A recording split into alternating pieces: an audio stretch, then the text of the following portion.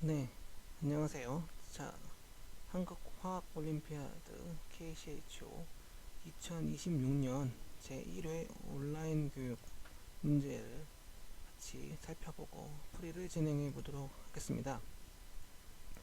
어, 이번 온라인 문제 중 분석화학 관련 3개의 문제를 살펴볼 예정이고요.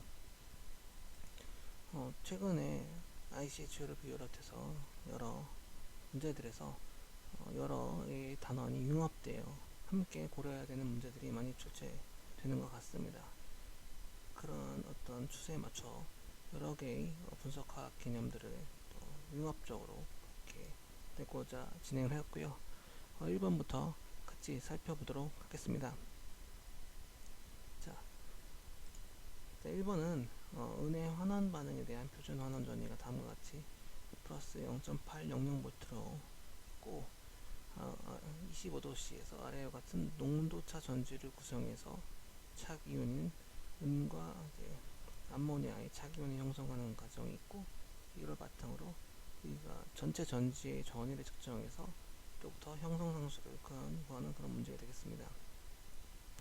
전지 표기법에 따라 왼쪽부터 표현하게 되고 있고, 이제 은정극이 있게 되고, 은과 NH3 2 플러스 착이온, 그 다음에 암모니아 농도가 1.00몰로 주어졌고요. 가운데 염다리가 있고, 그 다음에 오른쪽 전지는 AG 플러스가 0.01몰, 그 다음에 은정극이 있는 형태가 되겠습니다. 자, 문제에서는 왼쪽 전지 AG 플러스의 전위가 0.01몰일 때 측정된 전지 전위가 0.414V였다. 그리고 형성상수가 매우 커서, 그리고 암모니아는 상대적으로 과량이 있어서 모든 H 플러스가 착이온을 형성한다고 가정하였습니다. 이때 다음 물음에 답하시오, 이렇게 문제가 주어졌습니다. 아마는 착이온 착물과 관련된 문제에서 많이 하는 것처럼 우리는 프리한 금속이온의 농도, 그렇죠? 이 경우에는 왼쪽 반쪽 전지에 지금 은의 전체 농도, 은의 형식 농도, 포멀 컨센트레이션, 은의 전체 농도가 주어져 있고 암모니아 농도가 주어져 있는데 착이온을 그럼 그 중에 형성할 테니까, 그럼 실제로 NHS와 결합하지 않은 자유로운 H 플러스의 농도를 계산하시오라고 적혀져 있습니다. 그죠? 자, 이걸 계산할 수 있는 방법은 매우 형성상수가 크다고 했기 때문에, 그죠? H 플러스의 농도가 0이냐? 그죠? 그거는 아니죠. 우리는 전제 전위를 측정했기 때문에 우리는 그것들을 실제로 구할 수가 있습니다. 우리가 이제 이렇게 두 개의 전지의 전위로 산화전극과 환원전극과 유사하게 이렇게 두 개의 농도차 전지를 구성되어 있는 상태에서 우리가 전이차계를 연결하게 되고, 그렇죠? 그럴 경우에 우리 전이차는, 그렇죠? 오른쪽에서 왼쪽의 각각의 반쪽 전지 차이, 즉 오른쪽 반쪽 전지에서 왼쪽 반쪽 전지 차이를, 그렇죠? 측정하는 방식으로 우리가 기대를 할 수 있게 되고요. 그러면 이때 우리 기준점은 어쨌든 주어진 것이 이제 은의 환원전이니까, 그죠? 우리는 네른스트식에서 1 플러스는 1가 해당하는 거니까 1분의, 그죠? 0.05916 25도씨로 주어져 있으니까 곱하기 로그, 결국 왼쪽 분의 오른쪽에 해당하는 AG 플러스의 농도를 구할 수 있습니다. 오른쪽의 농도는 0.01몰로 주어져 있으니까, 그죠? 그죠? 1분의 0.0516이라는 식이 있을 테고, 이 로그에 결국 그죠? 왼쪽은 지금 모르는 거고 오른쪽은 0.01으로 주어졌으니까, 그죠? 이 계산을 통해서 우리는 그럼 왼쪽에 해당하는 AG 플러스 농도를 이제 구할 수 있게 되죠. 그죠? 자, 그렇게 되면 우리는 이제 AG 플러스 농도가 이제 약 10행-9승 정도가 된다는 걸 이걸 이제 구할 수 있게 된다, 이렇게 이해할 수 있겠습니다. 자, 그래서 1번 문제와 사실 2번 문제는 연계되어 있다고 볼 수 있고요.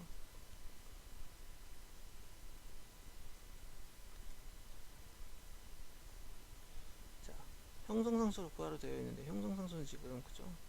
우리가 Ag 플러스랑 두 개의 암모니아가 만나가지고, 그쵸?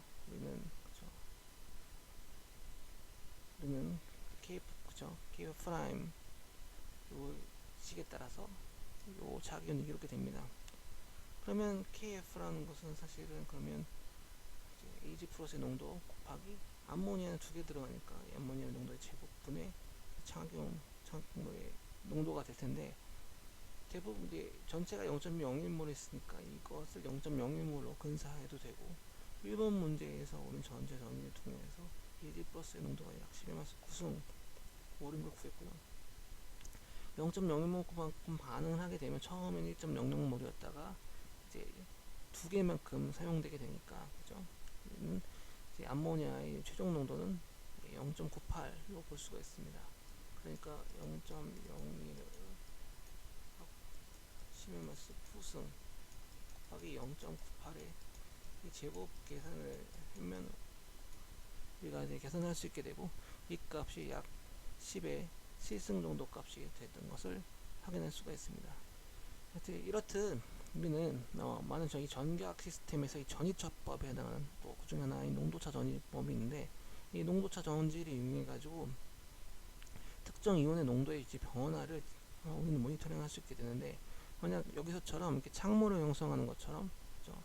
우리가 리간드에 해당하는 이온을 넣어줄 경우에 특정 해당 부분에서만 예를 들면 금속 이온의 농도가 바뀌기 때문에 그 금속 이온 농도가 달라지는 것을 우리는 당연히 여러 가지 금속 이온 지시학이나 이런 것들 통해서 확인할 수도 있겠지만, 이 문제처럼 우리가 농도차 전지를 통해서 전이차의 변화를 통해서도 이 창문 형성이 되는 것들을 확인할 수 있고, 자유로운 금속 이온의 농도를 결정하거나 혹은 농도들을 잘 결정하게 되면 형성상수를 구하는 이런 것들을 또 해볼 수 있다, 이렇게 말씀드리겠습니다.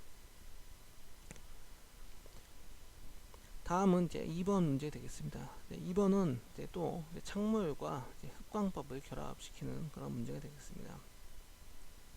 실제로 많은 어떤 금속 이온 혹은 양이온뿐만 아니라 음이온 분석에 이런 창물을 만드는 전략이 많이 있습니다. 사실 이런 것들은 표준 분석법으로 또 많은 분광 광도법, 또 흑광법, 또 가시광선대 영역을 확장하는 비색법과 다 일맥상통한다고 볼 수 있습니다. 그러니까 이 경우처럼 어떤 금속 이온이 존재하는데 특정 어떤 배기 결합을 하게 되면 이 결합을 하면서 착이온이나 혹은 창물을 형성했을 때 그 독특한 파장에서의 흑광도가 나타나는 것을 통해서 우리는 이것들을 정량 분석할 수 있게 될 수도 있다는 거죠. 자, 그럼 2번 문제를 살펴보도록 하겠습니다. 2번 문제는 두 종류의 금속이 있었습니다. 이제 어떤 임의 금속 Mn, M이 E2 플러스의 녀석, 그리고 N이 2 플러스 녀석이 함께 녹아있는 혼합용이 있다고 얘기했고요. 이 두 이온은 가시광선대 영역에서 다른 흡수 스펙트럼을 보인다. 그래서 흡수하는 파장이 달라면 또 다른 경향성이 있다는 거고, 어떤 EDTA, 우리가 흔히 Y로 많이 표기하죠. EDTA와 각각이 다 1대1로 창물을 형성한다는 것이 알려져 있습니다. 자, 그리고 이제 각각 이 두 금속의 모르간 개수, 그렇죠?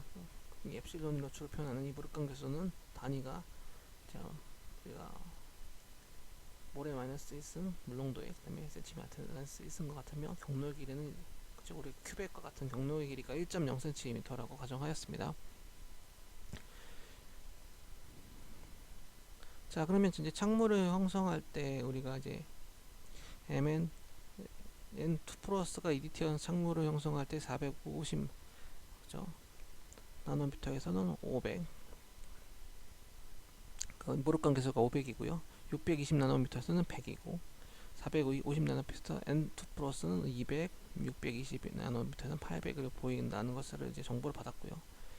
그 다음에 다음 또 EDTA와 각 금속 이온의 형성 상수는 다음과 같다. 그래서 각각은 1대1로 결합을 한다고 이제 문제가 주어져 있고, EDTA 형성 상수가 로그 KF 값을 주어져 있어서 18.0이면 형성 상수가 10의 18승인 거고, N은 12.0이라고 했으니까 10의 형성 상수는 10의 12승인 걸 의미합니다.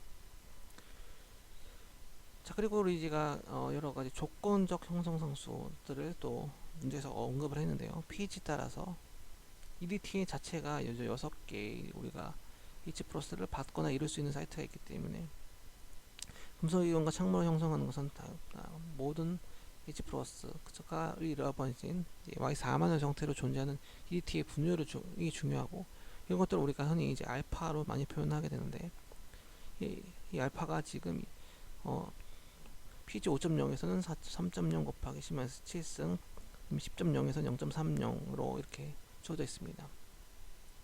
당연하게도 Y4만원스에 존재하는 이 Y 형태의 분율이라는 것은 pH가 올라감에 따라서 점점 증가할 수밖에 없고, 대략 실제로 이런 값들이 알려져 있고, pH가 12, 13, 14까지 가면 거의 대부분이 또 Y4만원스 형태로 간다는 것이 알려져 있죠. 자, 이 두 금속 이걸 이제 혼합 용액에 대해서 이제 분석을 할 것이고, EDTL을 이용해서 이 각각의 창물에 대해서 정량적인 적정을 우리가 1대1로 하는 것을 통해서 각각의 이 금속이온전의 농도를 알아내는 정량 적정을 하는 과정에서 이 조건적인 형성상수의 이 KF 프라임이 10의 8승보다는 커야 한다고 이제 얘기했습니다. 너무 작으면 사실은 이제 창물 형성을 효과적으로 하지 못하기 때문에 정량 적정을 하기 어렵다고 볼 수 있기 때문에 이런 조건을 주었고요. 자, 이렇게 이제 조건이 많이 주어진 상태에서 1번 문제부터 살펴보도록 하겠습니다.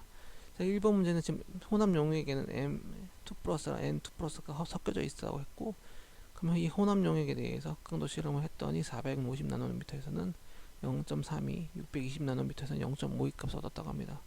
물론 좀 문제에 바탕에 대한 얘기가 없으니까 사실 이건 바탕을 다 보정한 합광도라고 이제 생각하시면 될 것 같고요. 결국 각각의 이 450과 620 각각에서 사실은 이 둘이 섞여져 있으니까 각각의 그 농도만큼 사실 합광도에 기여한다고 볼 수 있고, 우리는 자연스럽게 두 개의 연립방 정식을 푼다는 것으로 이해할 수 있습니다. 그렇죠? 그러니까 0.32라는 값이 농도를 모르니까 이게 농도 곱하기 500, 그리고 어차피 이제 빛의 경로 이는 다 1cm를 고정하기 때문에 우리가 1을 곱해야 되는데 1은 이제 따질 필요는 없겠죠. 그럼 500 곱하기 M2 플러스의 농도가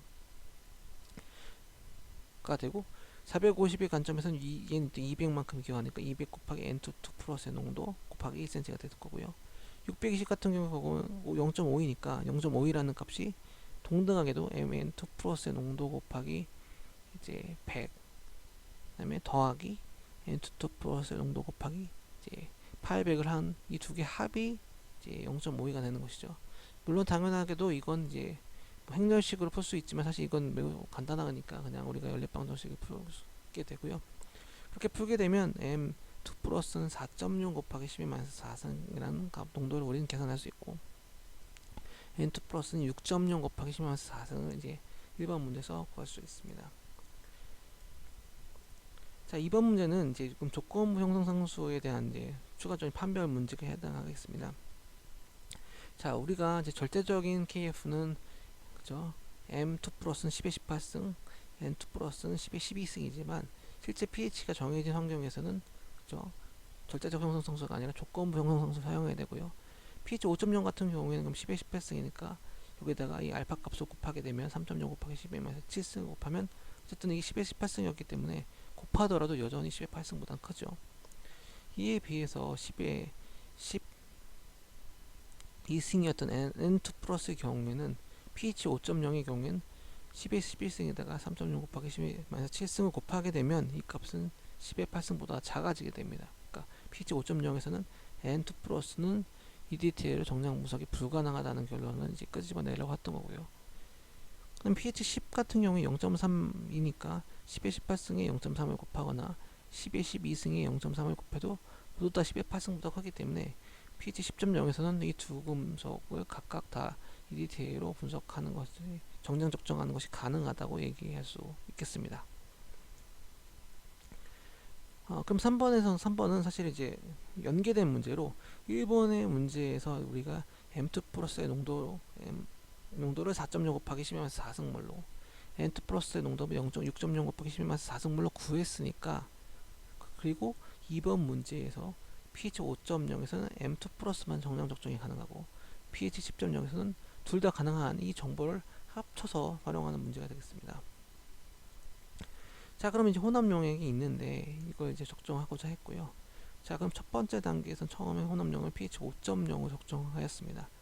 그럼 5.0에서 적정할 때 그럼 우리가 필요한 EDT의 양을 생각해 보면 이 경우에는 M2 플러스밖에 정량 적정이 안 되니까 아까 4.0 곱하기 10의 마이너스 4승모를 있었고 25ml가 있었죠. 어차피 EDTA랑 금속은 1대1로 결합하니까 그걸 0.01을 숫자 나눠주게 되면 EDTA에 필요한 밀리리터 수를 구할 수 있게 되겠죠. 간단한 계산에 사실 숫자에 쉽게 맞췄기 때문에 우리는 그죠? 25 곱하기 4.0 곱하기 10만 4승몰 한 것을 0.01로 나눠주게 되면 우리는 1.0ml를 구할 수 있고요. 그런데 이거지 부피 변화가 없다는 가정하에 첨가 및 pH 변화 과정에서 pH 10.0으로 올린 다음에는 그죠? 앞서 이미 이제 우리가 그죠?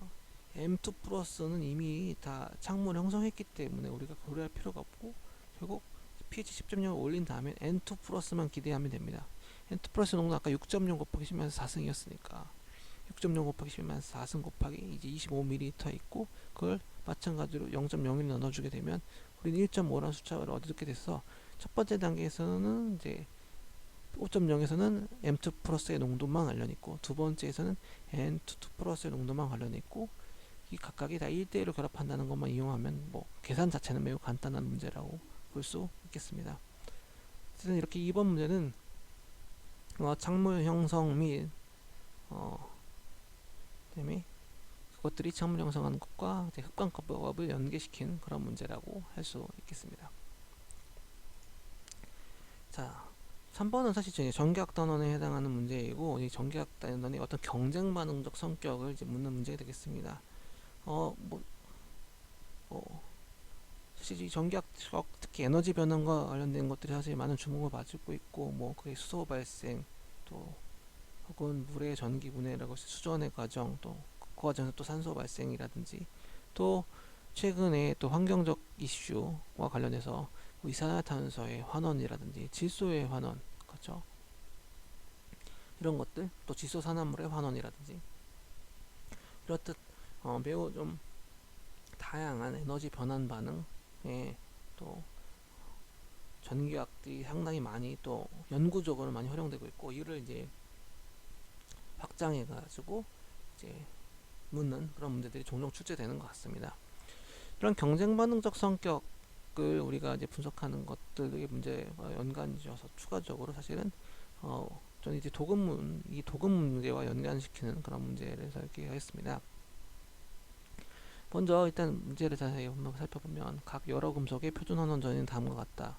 구리 2 플러스가 구리가 되는 게 0.34V 그 다음에 납이 환원되는 건 마이너스 0.13V 그 다음에 수소기체가 발생하는 건 0.00V 그죠? 자 그러면 그 중에서 이 수소 발생 반응 같은 경우에 사실 그죠? 이거는 사실 이제 우리가 이제 연력학적 값이라고 볼 수 있고 근데 실제적으로 이제 과전압이라는 게 우리가 추가적으로 가야 되는 것이 고정된 것이 아니라 전국 물질에 따라 달라지게 되어 있습니다. 물론 그 중에서 가장 작은 과전압을 보이는 것은 백금으로 알려져 있고요. 문제에서는 이제 전류 밀도 조건에 따라 과전압이 일정하다고 가정했는데 실제로 그렇지는 않습니다.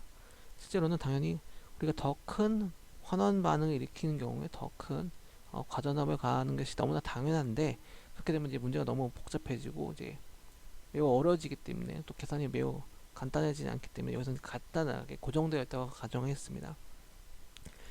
그러면 전극이 만약 백금으로 되어 있을 경우에는 수소 발생의 과전압이 0.10V다.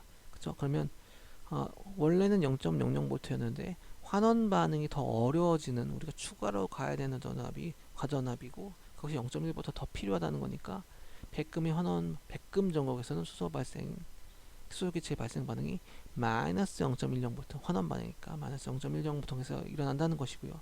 구리 같은 경우에 과전압이 0.40V니까 환원 반응이 마이너스 0.40V 납 같은 경우는 0.64V로 매우 크기 때문에 환원 반응이 마이너스 0.64V에서 일어난다고 얘기할 수 있다는 거죠. 이렇게 수소 발생 반응과 관련해서는 과전압을 고려하고 있고요. 또 여기 있는 것처럼 이제 도금 과정도 일어날 수 있습니다. 금속의 도금도 일어날 수 있어서 우리가 이제 백금 전극을 작업 전극 그다음에 또 우리가 기준 전극 변환까지 따지기 너무 복잡하니까 표준 수소 전극 그죠?을 기준 전극 그다음에 3전극 시스템을 위해서 이제 상대 전극 혹은 보조 전극을 이제 백금으로 이제 구성했다고 얘기를 했고요. 이렇게 삼전극의 기반에 전해 전제를 구성했고, 실제로 이 도금 과정에서도 당연히 과전압이 필요할 수 있지만 도금 과정의 과전압은 무시하고 수소 발생에 대해서만 과전압을 따지다고 가정하였습니다. 그리고 도금이 일어나면 여기 지금 전극의 크기가 주어져 있지 않기 때문에 도금이 되는 순간에는 이제 그 전극의 표면이 해당 금속으로 바뀐다고 이렇게 가정을 하였습니다. 자, 그럼 이제 1번 문제부터 살펴보겠습니다. 그럼 1번 문제에서는 사실 이제 이것은 사실 다 네른스트식을 적용한다고 볼 수 있고요. 1.0몰의 그게 이 강산성 조건에서 H 플러스가 1.0몰일 때 수소기체 발생 반응은 어떤 전위에서 일어나느냐 하면 아까 말씀드린 것처럼 사실은 그죠? 이 수소 발생 과전압이 그죠? 0.10V라고 하고 사실 이미 적혀져 있기 때문에 정답은 마이너스 0.10V라고 할 수 있겠습니다. 자, 그럼 구리의 속출 반응이란 게 지금 이제 표준 환원전은 표준 조건이지만 이제 0.10몰이면 더 이상 표준 상태가 아니기 때문에 우리는 계산을 해야 됩니다. 그죠? 계산을 그죠? 할 때는 우리가 어떻게 되느냐? 그러면 플러스 0.34V 그죠? 우리 네른스트식에 따라 플러스 0.34V가 있을 것이고, 구리 같은 경우에는 구리가 두 개의 25도씨라는 조건이 있으니까 0.05916이 될 테고, 구리는 두 개의 전자가 필요한 n이 2니까 분모에 2가 있고요. 로그에 이제 구리의 농도가 0.10으로 주어져 있고, 이제 금속이 되면 사실은 우리는 이제 이것들 농도 활동도를 무시할 수 있죠. 1로 볼 수 있기 때문에 이걸 계산하게 되면 0.31V를 얻을 수 있습니다. 같은 식으로 납에 대해서도 요 0.34만 마이너스 0.13으로 바꿔주게 되면 우리는 마이너스 0.16V를 이제 구할 수 있겠죠. 그렇죠? 자, 그 다음에 그럼 따질 것은 뭐냐면, 그죠? 그렇게 그러면 얘는 그죠? 마이너스 0.10, 얘는 0.31, 마이너스 0.16 이렇게 구했습니다. 자, 이번 문제가 이제 좀 복잡한 문제가 되는데, 이제는 좀 혼합물을 만든 거죠. 세 개가 다 함께 녹아있는 용액을 만든 다음에 과연 구리 2+를 납 2+로 선택적으로 분리할 수 있느냐. 특히 그러면 그렇게 얘기하는 기준이 있어야 되니까, 구리가 정량적으로 99% 제거됐을 때 음극전위를 계산해 가지고 그때 납의 석출이 일어나느냐 일어나지 않느냐, 혹은 또 수소기체의 발생이 일어나느냐 일어나지 않느냐, 이런 것들을 같이 평가해 보라는 문제가 될 수 있습니다. 사실 우리가 선택적 분리 문제는 이제 우리가 크로마토그래피와 같은 분리 분석법을 쓰지 않는 이상 주로 이제 분석학 초반에는 이제 우리가 용해도 곱상수가 크게 차이 나는 것들을 이용해서 하는 경우가 많았는데요. 이건 이제 전기도금에 그걸 활용했다고 보실 수 있겠습니다. 자, 그러면 어쨌든 구리가 그러면 어쨌든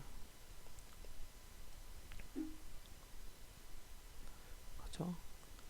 구리가 2+가 정량적으로 99% 제거됐다고 하는 건, 그러면 구리가 처음엔 0.10몰이었다가 0.1%만 남으니까 100분의 1을 곱하게 되면 그죠? 구리의 최종 농도가 10의 마이너스 4승몰이 될 때죠. 그럼 그때 구리가 10의 마이너스 4승몰이 될 때 전인 아까 똑같은 식인데 0.34에 2분의 0.05916의 로그에 10의 마이너스 4승분의 1을 해주게 되면, 우리가 그때 제거될 때의 전위를 계산해 보면 그 전위가 마이너스 0.22V로 계산을 할 수 있습니다. 자, 그쵸? 자, 그러면 플러스 0.22V군요. 예, 플러스 0.22V입니다. 자, 그러면 이제 우리가 그럼 이제 환원 반응을 일으키니까, 그쵸? 지금 납의 석출이라는 것은 앞서 문제에서 살펴본 것처럼 마이너스 0.16V에서 일어나고, 수소기체는 아까 과전압을 고려했을 때 마이너스 0.10V에서 일어났기 때문에 지금 이 값이 이 두 개의 값보다 양수입니다. 그죠? 환원 반응을 기준으로 전위가 더 음인 건 사실 더 일어나기 어려운 반응이 일어나니까 0.22V, 즉 구리가 이렇게 구리만 선택적으로 도금이 되는 반응, 그래서 납은 아직 석출이 되지 않았지만 또 수소기체가 발생하지도 않지만 구리만 선택적으로 구리 메탈, 구리 금속이 되는 반응이 일어날 수 있다는 거죠. 근데 이게 하나 더 따져봐야 될 것이 있는데, 그죠? 바로 수소기체의 발생이 변수가 있습니다. 뭐냐면 구리가 석출되면, 그죠? 더 이상 그 해당 전극은 원래의 전극이 아니라, 예를 들면 백금 전극으로 처음 시작을 했다고 했을 때 자금 전극이 백금이 아니라 구리 전극으로 바뀌었잖아요. 구리 전극으로 바뀌면 아까 처음 정보에서 구리 같은 경우에 과전압이 더 커서 수소 발생 같은 경우에 더 이상 마이너스 0.10V가 아니라 마이너스 0.4V로 더 음의 전압에서 구리 발생이 일어나기 때문에, 그죠? 결국 어찌됐거나 수소기체의 발생은 일어나지 않는다고 볼 수 있고 납의 석출도 일어나지 않기 때문에 우리가 처음 0.10부터 시작해서 구리의 2%의 농도가 10의 마이너스 4승몰이 될 때까지, 그죠? 전극인 구리만 올라가지 그 사이에는 납이 석출되거나 수소기체가 발생하는 일은 일어나지 않는다는 것들을 이제 계산할 수 있는, 그렇게 생각해 볼 수 있는 이런 문제였습니다. 그래서 이게 이제 도금과 이 수소기체의 발생이 또 경쟁할 수 있는, 둘 다 환원 반응이니까 경쟁할 수 있는데, 또 도금이 된다는 건 또 전극 표면의 재질이 바뀌는 것이기 때문에 좀 더 하나 더 생각할 것들이 있어서 이런 것들을 결합해 보는 문제였고요. 여하튼 이런 이제 이번 1회 온라인 문제에서는 여러 개의 개념이 섞여져 있는 그런 두 개 이상의 개념이 분석학단에서 섞여져 있는 그런 융합형 문제를 만들어 보려고 했고, 이런 것들에 대해서 훈련을 해보시면 또 앞으로 더 준비하는 데 도움이 될 거라고 생각합니다. 이렇게 1회 온라인 교육 문제 해설 를 마치도록 하겠습니다. 감사합니다.